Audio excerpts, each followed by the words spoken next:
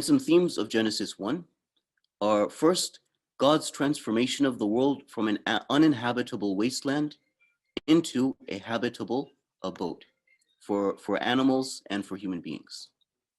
Second, God's filling the earth with living creatures. Third, God's creation of human beings in his image and giving them dominion over the earth.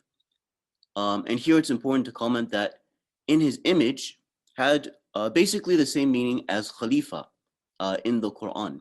It didn't mean that God created human beings to physically resemble him.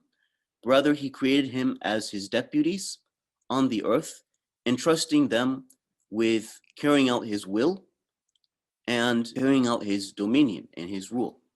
Number 4, God's creation as orderly and good. And number 5, God's rest on the 7th day, marking the Sabbath. And once again, at least in 1 through 4, these are theological ideas that the Quran definitely agrees with. But it's number 5 that the Quran takes issue with, and we'll see how the Quran deals with that. Now, to begin to compare this with the Quranic account, we might note the following similarities that the Quran has with the Bible and the following differences that the Quranic accounts of creation have with the Bible. Similarities with the Bible: the creation of the heavens and the earth are described as occurring in 6 days, Arabic yawm, just like Hebrew yawm.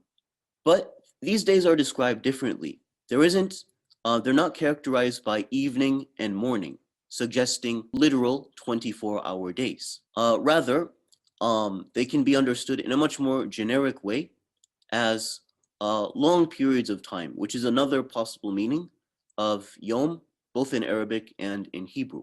The creation passages in the Quran describe the creation of the heavens and the earth and water, heavenly bodies, plant and animal life, and human beings, similar to the Bible. However, the contents of the Quranic creation days do not correlate with the contents of the biblical creation days, nor do they include a scientifically problematic chronology of creation. And this is something that we'll look at in more detail. The Quran also adds that the heavens and the earth were created from smoke or vapor, dukhan.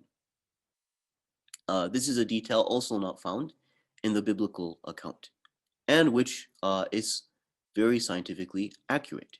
The Quran also shares a similar theology of creation with Genesis 1. Creation occurs by God's word, let it be in the Bible, or in the third person, or be in the second person. And creation also occurs by divine action, such as in the Quran when Allah creates Adam with his 2 hands. Creation occurs through acts of separation. This is more prominent in the biblical account, but there are hints of this in the Quranic account, at least on certain interpretations.